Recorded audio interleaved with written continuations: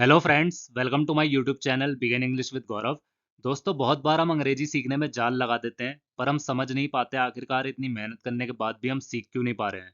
मैं जानता हूं दोस्तों, आप में से बहुत लोगों ने ऑलरेडी सेंटेंस मेकिंग पढ़े होंगे, ग्रामर पार्ट पढ़ा होगा और वोकेबलरीज भी पढ़ी होंगी। पर इन सब के बावजूद भी आप आज भी इंग्लिश में नहीं बोल पा रहे हैं, तो इन सब का मतलब है या तो आपको सही तरीका नहीं मिला या आप सही से प्रैक्टिस नहीं कर पाए। दोनों ही तरीके बहुत ज़्यादा ज़रूरी हैं दोस्तों, आपकी इंग्लिश फ्लुएंसी को बेहतर बनाने में। तरीका सरल से सरल और सरल से कठिन मैं आपको बताने के साथ साथ उनको कैसे इस्तेमाल किया जाता है ये मैं आपको आसानी से बता दूंगा। दोस्तों, साथ साथ आपको डेली 5 से 10 मिनट के लिए इस लैंग्वेज को प्रैक्टिस करना होगा, जो मैं आपको रोज बोलता हूँ, ताकि आप आगे चल के इंग्लिश फ्लुएंसी को बेहतर कर पाएं और सबसे बात कर पाएं। तो चलिए आज की स्टोरी के थ्रू कुछ नया सीखने की कोशिश करते हैं और इंग्लिश को और बेहतर बनाते हैं।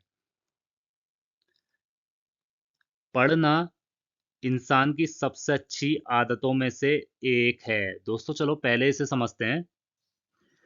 रीडिंग मतलब पढ़ना, इज मतलब है वन ऑफ द बेस्ट। जब हम बोलते हैं ना अच्छे में से एक, इसको बोलेंगे अच्छे में से एक। और जब हैबिट्स इसके साथ लग जाता है, जब भी हम वन ऑफ द बेस्ट बोलते हैं ना, one of the best, one of the greatest, one of the finest, ऐसे शब्द जब भी आते हैं उसके साथ आप कुछ भी लगा सकते हैं। जैसे I one of the best museum, जिसे हम बोलते हैं ना, जहाँ पे म्यूजियम बड़े बड़े संग्रहालय बोलते हैं, जहाँ पर अच्छे खासी शोपीस आइटम्स रखे होते हैं। One of the best museums, one of the best places, one of the best schools, one of the best markets, one of the best cars, one of the best houses. तो house नहीं लगेगा, हमेशा houses लगेंगे, habits लगेंगे। One of the best के साथ plural चीजें लगेंगी, सिंगल नहीं लगेंगी। One of the best friends होगा, अच्छे दोस्तों में से एक। हालांकि दोस्त एक ही होगा, लेकिन आप फ्रेंड्स लगाएंगे, फ्रेंड फ्रेंड नहीं लगाएंगे। One of the best roads, one of the best mountains, one of the best destinations. ठीक है। तो डेस्टिनेशन नहीं होगा, डेस्टिनेशंस होगा, ये आपको याद रखना है। तो यहाँ पर है reading is one of the best habits. तो पढ़ना अच्छी आदतों में से एक है, जो वन ऑफ द बेस्ट बोलते हैं ना, अच्छे में से एक बोलते हैं हम। ठीक है। Reading is one of the best habits a person can have. एक सेकंड दोस्तों, होल्ड कीजिएगा। चलिए बैक टू द टॉपिक आते हैं। पढ़ना इंसान की सबसे अच्छी आदतों में से एक है। रीडिंग मतलब पढ़ना, इज मतलब है वन ऑफ द बेस्ट, मतलब सबसे अच्छी अच्छी आदतों में से एक है, जो एक आदमी के पास या इंसान के पास हो सकती है। ये दोस्तों मैंने डे बिफोर यस्टरडे भी आपको बताया था, कल या शायद परसों बताया था, कि जो एक इंसान के पास हो सकता है। जो के पास आ रहा है ना, वो हैव की वजह से आ रहा है। हैव का मतलब होता है के पास, कैन मतलब सकता है। जो तो इसका मतलब हो गया जो इंसान के पास हो सकता है। पढ़ना इंसान की सबसे अच्छी आदतों में से एक है। Reading is one of the best habits a person can have. मैं आपको वर्ड बाय वर्ड लेके चल रहा हूँ दोस्तों। अगर आप सिंपल तरीके से बोलेंगे तो ये सेंटेंस ही आ रहा है। हम हालांकि इसको इजी करके बोल सकते हैं, लेकिन अगर वर्ड बाय वर्ड अगर मैं बताऊं तो उसकी मीनिंग आपकी ये है। Reading is one of the best habits. Reading अच्छी आदतों में से एक है, जो एक इंसान के पास हो सकती है। जो एक इंसान के पास हो सकती है मतलब इससे हो रही है, कैन हैव के मतलब से। तो इसका सिंपल सा हम जब मीनिंग बोलेंगे सामने वाले को, पढ़ना इंसान की सबसे अच्छी आदतों में से एक है, तो हम ये भी बोल सकते हैं। Reading is one of the best habits of people भी बोल सकते हैं, या ऑफ पीपल ना बोलें तो अ पर्सन कैन हैव बोल सकते हैं। मीनिंग सेम निकल रही है दोस्तों। ये हमें हर दिन नई चीजें सीखने में मदद करता है। ये हमें हर दिन नई चीजें सीखने में मदद करता है। इट मतलब ये, हेल्प्स मतलब मदद करता है। तो हमने दोस्तों हमेशा ये सीखा है कि प्रेजेंट में जब हम बात करते हैं तो वर्ब के साथ एस लगता है। जब भी ये वाली बात आती है, करता है, जाता है, ताता आता है ना, जिसमें वो एस के वजह से आता है। तो इट के साथ इट सब्जेक्ट है, ही शी इट भी सब्जेक्ट है, और किसी आदमी का नाम भी सब्जेक्ट है, किसी जगह का नाम भी सब्जेक्ट है। अगर हम इट की जगह वो भी लगाएंगे तो तब भी यहाँ पर एस लगेगा, वर्ब के साथ एस लगेगा। इट हेल्प्स का मतलब होता है ये मदद करता है। इट हेल्प्स अस, ये हमारी मदद करना करता है। लर्न मतलब सीखने में, न्यू मतलब नई, थिंग्स मतलब चीजें, एवरी मतलब हर, डे मतलब दिन। ये हमारी सीखने में मदद करता है नई चीजें हर दिन। जब हम पढ़ते हैं तो हम ज्ञान प्राप्त करते हैं और दुनिया को बेहतर समझते हैं। वैन मतलब जब, वी मतलब हम, रीड मतलब पढ़ते हैं, वी मतलब हम, गेन मतलब प्राप्त करते हैं। गेन का मतलब प्राप्त करना है, पाना। हम पाते हैं ज्ञान, नॉलेज का मतलब ज्ञान होता है दोस्तों, एंड का मतलब और, अंडरस्टैंड मतलब समझते हैं, संसार को, द वर्ल्ड बोलते हैं संसार, संसार को बेटर बेहतर तरीके से समझते हैं। जब हम पढ़ते हैं, हम ज्ञान प्राप्त करते हैं और समझते हैं संसार को बेहतर तरीके से। चलिए दोस्तों आगे बढ़ते हैं। पढ़ने से हमारी सोच बेहतर होती है। रीडिंग मतलब पढ़ने से, पढ़ाई या पढ़ने से बोल सकते हैं या पढ़ाई बोल सकते हैं दोस्तों। दोस्तों मैंने आपको अक्सर ये बताया है कि सेंटेंस को बोलने का तरीका अलग अलग हो सकता है, ठीक है, हम उसकी एक तरह से मीनिंग निकाल सकते हैं। अगर वही तरीका हम 10 अलग तरीके से बोल रहे हैं और मतलब एक ही निकल रहा है, तो कोई दिक्कत नहीं है, आप ट्विस्ट कर सकते हैं लैंग्वेज को। ये मत सोचिएगा कि यहाँ पर पढ़ने से हमारी सोच बेहतर होती है और हमारी कल्पना शक्ति मजबूत होती है, तो इसको मैं अलग तरीके से भी लिख सकता हूँ, लेकिन मतलब वही निकलेगा।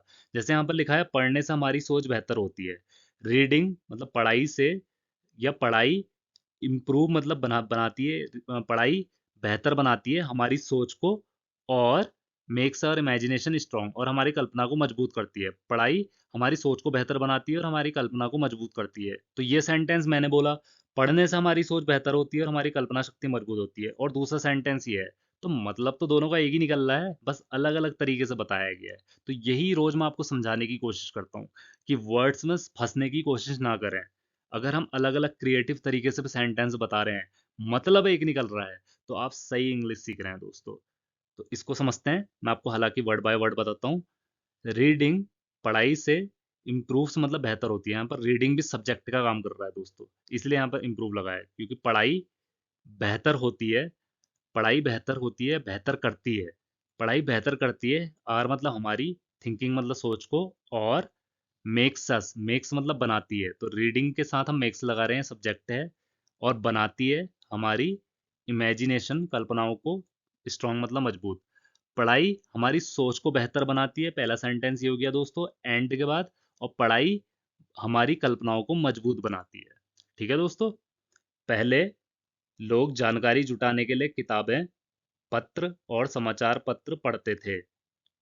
इन द पास्ट मतलब अतीत में या पहले, इन द पास्ट को बोलेंगे अतीत में या पहले, कुछ भी आप बोल सकते हैं दोस्तों। पीपल मतलब लोग, यूज टू रीड पढ़ते थे, या तो आप पीपल रेड बोल देंगे, red books, direct second form लगा देंगे पास्ट टेंस की, जो वो आपकी सेकंड फॉर्म होती है रेड, रीड फर्स्ट फॉर्म होती है, रेड सेकंड फॉर्म होती है। मैंने दोस्तों आपको अक्सर अपनी पहले की वीडियोस में ये बताया है, अगर आप डायरेक्ट पास्ट टेंस यूज नहीं करना चाहते हैं, तो आप यूज टू लगा के फर्स्ट फॉर्म यूज कर सकते हैं, क्योंकि टू के साथ हम फर्स्ट फॉर्म ही यूज करते हैं, जैसा कि मैं आपको रोज बताता हूँ। तो इसका मतलब हो जाएगा पीपल यूज टू रीड, लोग पढ़ा करते थे, और अगर आपको ये नहीं बोलना है तो पीपल रेड बुक्स, लोग पढ़ते थे किताबें। तो यूज टू बोलेंगे तो और ज़्यादा सेंटेंस निखर के आएगा दोस्तों। तो इसे समझते हैं, पीपल यूज टू रीड, लोग पढ़ा करते थे। इसके और एग्जाम्पल मैं आपको समझा देता हूँ। पीपल यूज टू कुक, लोग पकाया करते थे। People used to go on hike, लोग जंगलों पर ट्रैक पे जाया करते थे, घूमने जाया करते थे। पीपल यूज टू टॉक, लोग बात किया करते थे, जितने में आ रहा है ना, किया करते थे, जाया करते थे, खाया करते थे, वो यूज टू की वजह से आ रहा है। पीपल यूज टू नॉइज, लोग हल्ला किया करते थे। पीपल यूज टू अब्यूज, लोग गाली दिया करते थे, अब्यूज का मतलब गाली देना होता है। पीपल यूज टू स्माइल, लोग हंसा करते थे। People used to ignore us, people हमको नज़रअंदाज किया करते थे। People used to shake hand with us, लोग हमसे हाथ मिलाया करते थे। तो उसी तरह इन द पास्ट का मतलब होता है अतीत में, people used to read books, लोग किताबें पढ़ा करते थे। रीड का मतलब पढ़ना, बुक्स मतलब किताबें, यूज टू रीड का मतलब होता है पढ़ा करते थे। कौन पढ़ा करते थे? लोग। तो people used to read books, लोग किताबें पढ़ा करते थे, लेटर पढ़ा करते थे। यूज टू आप एक ही बार यूज करेंगे, कॉमा कॉमा लगाना पड़ेगा दोस्तों। आप अगर बार बार आप यूज टू लगाएंगे तो सेंटेंस अजीब सा हो जाएगा बोलने में। जैसे मैं आपको बताता हूँ, in the past people used to read books, people used to read letters, people used to read newspapers to gather information. तो इतनी बार यूज टू हमें लगाने की जरूरत नहीं है। जब हम सेंटेंस बनाते हैं, अगर वो कॉन्टिन्यूटी में चल रहा है कॉमा लगा लगा के, आप एक बार यूज कर सकते हैं, वो आगे जाके वो सेम काम करेगा। People used to read books, लोग किताब पढ़ा करते थे, पत्र पढ़ा करते थे, और न्यूज़पेपर पढ़ा करते थे। टू गैदर इंफॉर्मेशन, गैदर का मतलब होता है एकत्र करना, इंफॉर्मेशन जानकारी जुटाने के लिए या एकत्र करने के लिए। तो जानकारी जुटाने के लिए, या एकत्र करने के लिए लोग किताबें पढ़ा करते थे, पत्र पढ़ा करते थे और न्यूज़पेपर पढ़ा करते थे। ठीक है दोस्तों? महान नेताओं और वैज्ञानिकों ने घंटों पढ़ने और सीखने में समय बिताया। ग्रेट मतलब महान, लीडर्स मतलब नेताओं, एंड मतलब और, साइंटिस्ट्स मतलब होता है वैज्ञानिक, स्पेंट मतलब बिताए, आवर्स मतलब घंटे, रीडिंग मतलब पढ़ने में, एंड मतलब सीखने में, लर्निंग मतलब सीखने में। तो महान नेताओं और वैज्ञानिकों ने घंटों बिताए पढ़ने में और सीखने में। चलिए दोस्तों आगे बढ़ते हैं।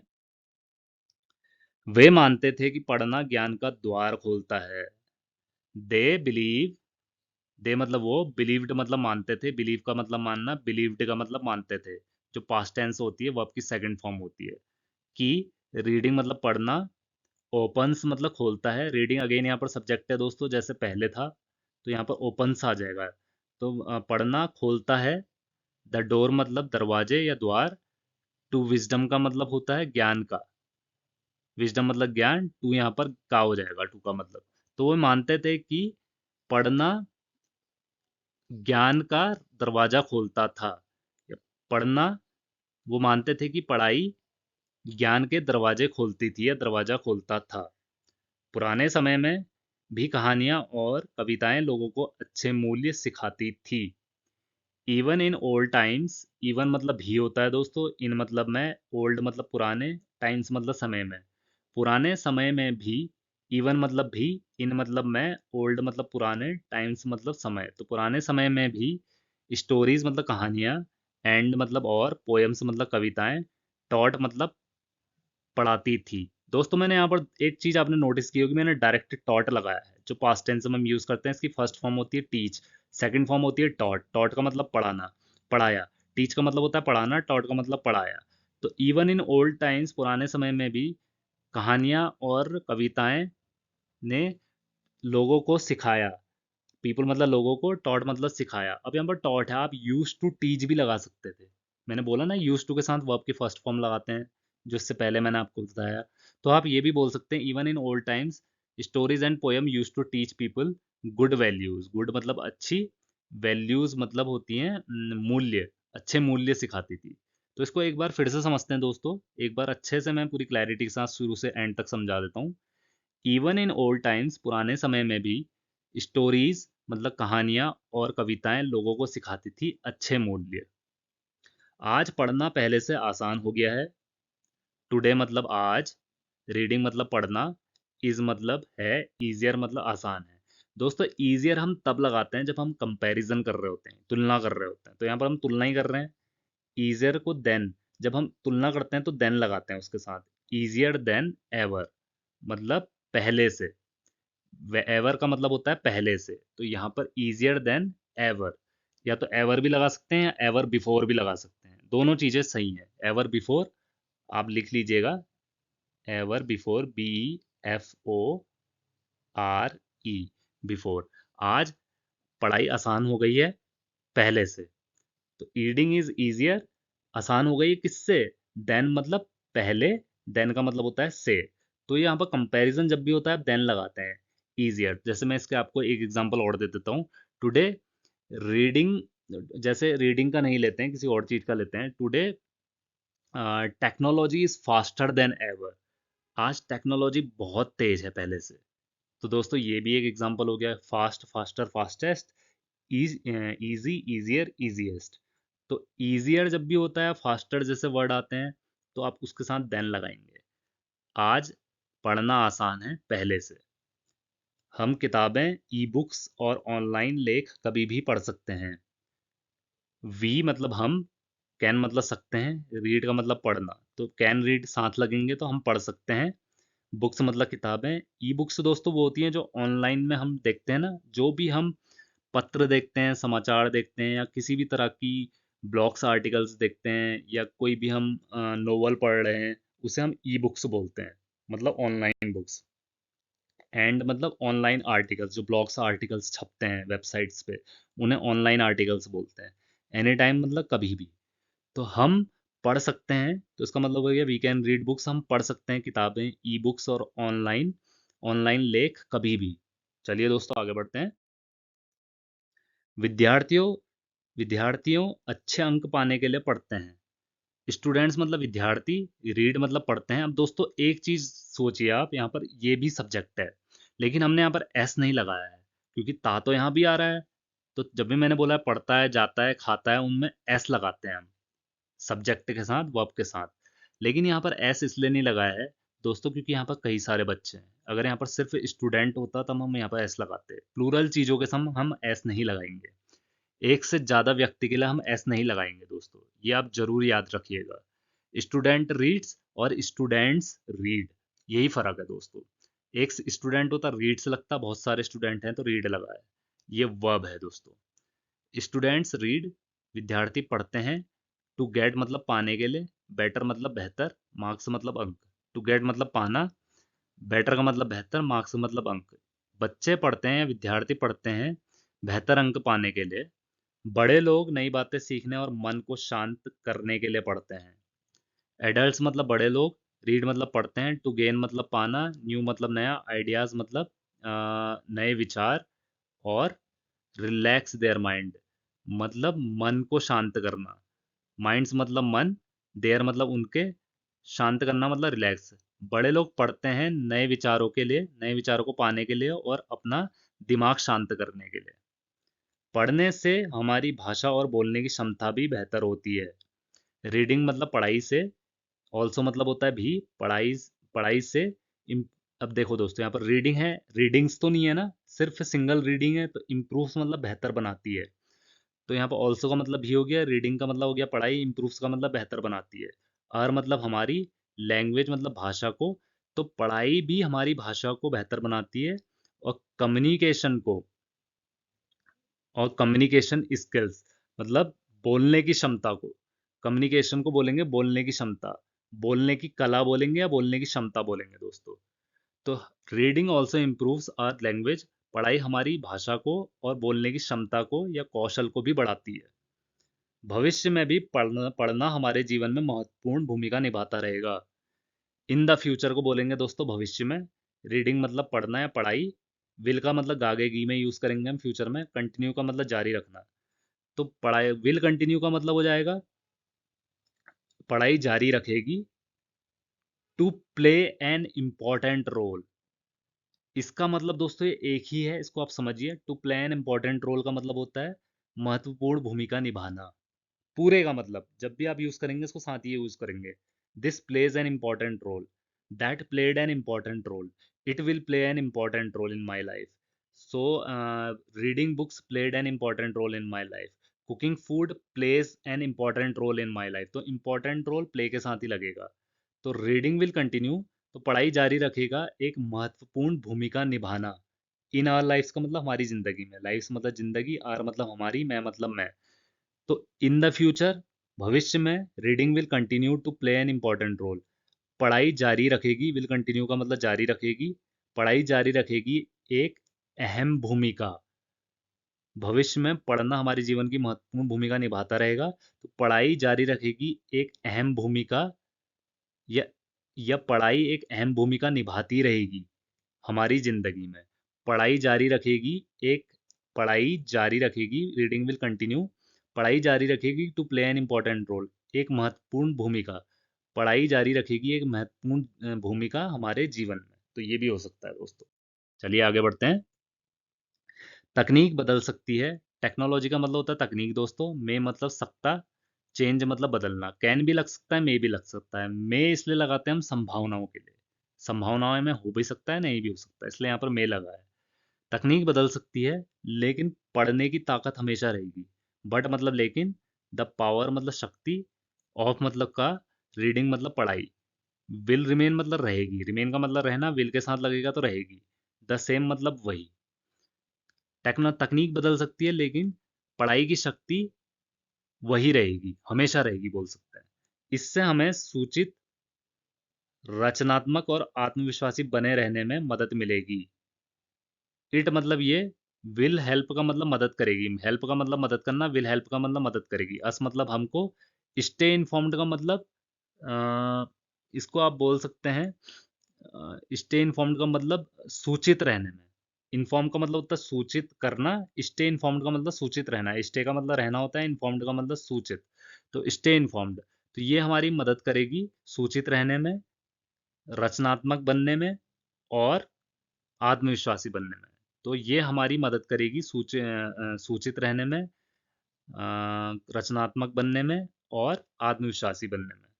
पढ़ना सच में सफलता और खुशी की कुंजी है।